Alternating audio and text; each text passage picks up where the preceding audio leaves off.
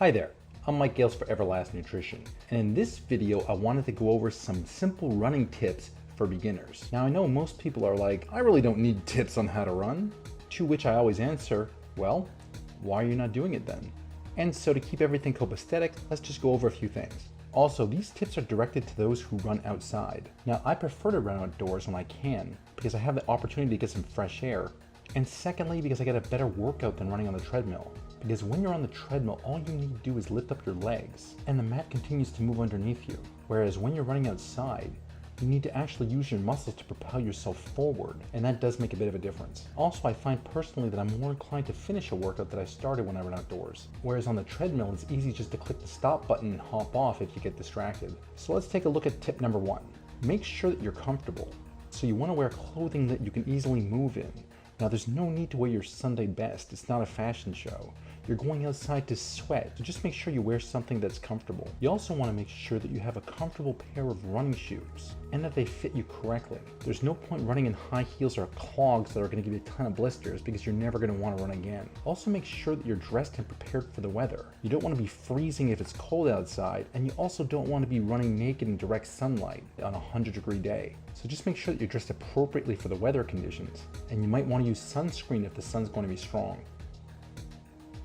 Another thing is to make sure that you're comfortable with the area in which you're going to run. So I would suggest that you avoid any minefields or running through jungles or perhaps running past a schoolyard full of snotty little teenagers. Finally, I also make sure that my insides are comfortable so I don't run on a full bloated stomach, and I make sure that I'm properly hydrated before I leave the house. Tip number 2, try your best to make it fun. Now, I'm not gonna lie to you. It's running, and it's not like you're spending the day at Disney World, but hopefully you don't feel like you're going to the dentist either. So my favorite little tip for this is that I use my phone and I play my favorite songs as I run, and I find it helps the time pass by a lot easier. And I would also recommend using the style of headphones that wraps around your ears, and that way you're not going to worry about them falling off mid-run. It may not seem like a big difference, but having my own personal soundtrack really does make it a lot easier to get that run in there. Tip number 3. Now this may be a little difficult if you live downtown in the city, and maybe not all people are going to agree with this point, but if you can, avoid running on asphalt or concrete. Let me tell you why. I'm about 210 pounds. And if you're a heavier set person like me, then maybe not from one day, but from continuously running on asphalt or concrete, your knees and your back are going to take a pounding. And if you're a beginner who is thinking of running to get themselves into great shape, then you're going to want to run at least a few days a week, and consistency is going to be everything. Now, I may still follow a certain bike path or a jogging path. I'm just going to opt to run on the grass or the gravel alongside that path. Because I'll say it again, running is a great way to get in shape, but only if you're consistent. And because I'm over 40 and a little heavier by nature, I find that the concrete and asphalt really do affect my knees and lower back. And so I run alongside the road or path, on the grass or on the gravel, because it lessens that impact to my joints. I'm just mindful to keep a lookout to make sure that the grass is level, so that I don't accidentally step into a hole and roll my ankle. Now, instead of running on the street or alongside a path, maybe you have access to a nearby park, in which case you can just run laps around an open field. And this, in my opinion, is probably the best option if you're new to running. Now, it may be a little monotonous to run laps, but it will definitely be effective. The only thing that I would recommend is that you alternate the direction in which you run every other workout to avoid any sort of muscle imbalances by always turning in the same direction. Next, let's say you only have access to a small area and not a 100-yard field. Maybe your lot's only a quarter of that size. Well, you could still get in a great run. I would just recommend that you run in a figure 8 pattern. That will lengthen the straightaways of your run.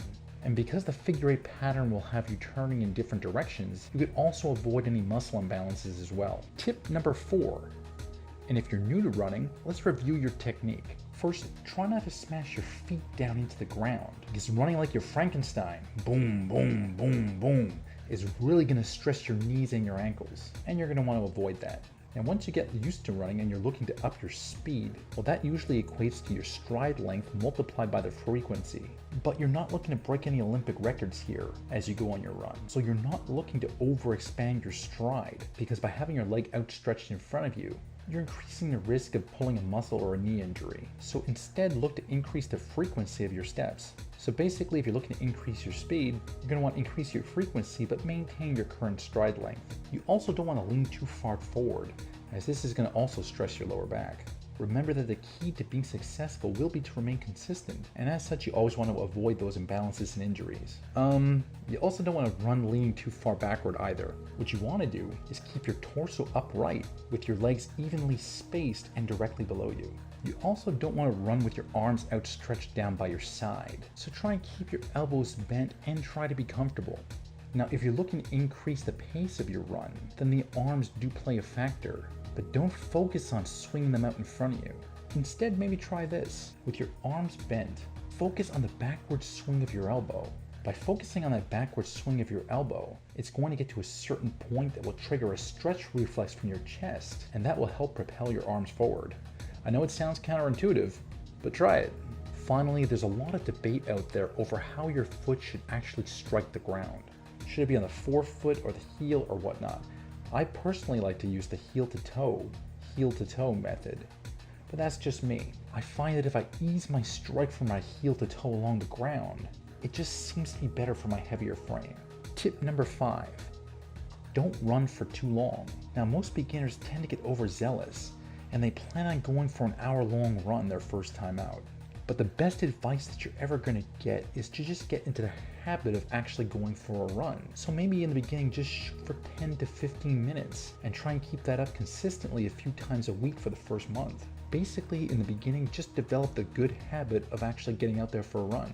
Now, even for all you advanced runners out there, I would not advocate running more than 30 minutes at a time. Now, unless you're training to run specifically for a marathon, then there is no need to go running for an hour or two. Instead, try running for 30 minutes. And if that was not intense enough, then just pick up the pace on your next run. Because running for an hour or two is going to be catabolic to muscle tissue, and that's probably something that you're going to want to avoid. So my advice to you would be to stick to somewhere around that 30-minute time frame for your runs, and if it's too easy, just run faster and not longer. As for what time of day is best for your runs, well, that's going to be completely up to you and your schedule. But I personally like to run right after I get up in the morning. I just make sure that I'm properly hydrated and I hit the road.